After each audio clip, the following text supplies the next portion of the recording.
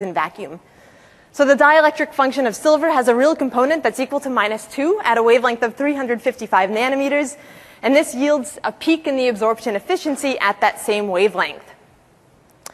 The interesting thing about surface plasmons is they're tunable with things like the aspect ratio of the particle. So if you elongate the particle, you can shift the plasmon resonance. They're also sensitive to the refractive index of the surrounding medium. So if our particle is in water instead of air, that also yields a shift. And they're sensitive to charge. So for example, as you load more electrons onto a nanoparticle, you can also get a shift in the surface plasmon resonance. And now there have been many applications of surface plasmon resonances in the past decade. I only have about 40 minutes, so I'll just highlight a couple.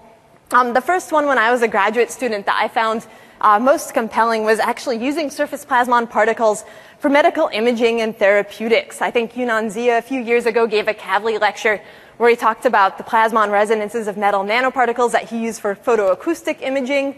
Such metal nanoparticles have also been used for photothermal cancer treatments, and they've also been used for drug delivery.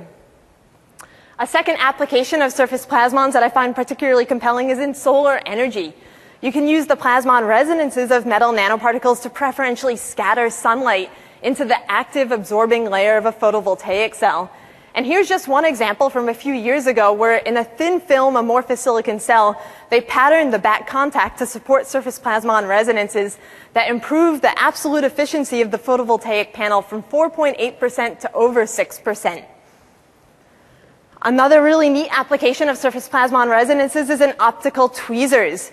So because surface plasmons allow you to sculpt electromagnetic fields on deeply subwavelength scales, it gives you the opportunity to create an optical tweezer that can directly trap and manipulate individual macromolecules or individual proteins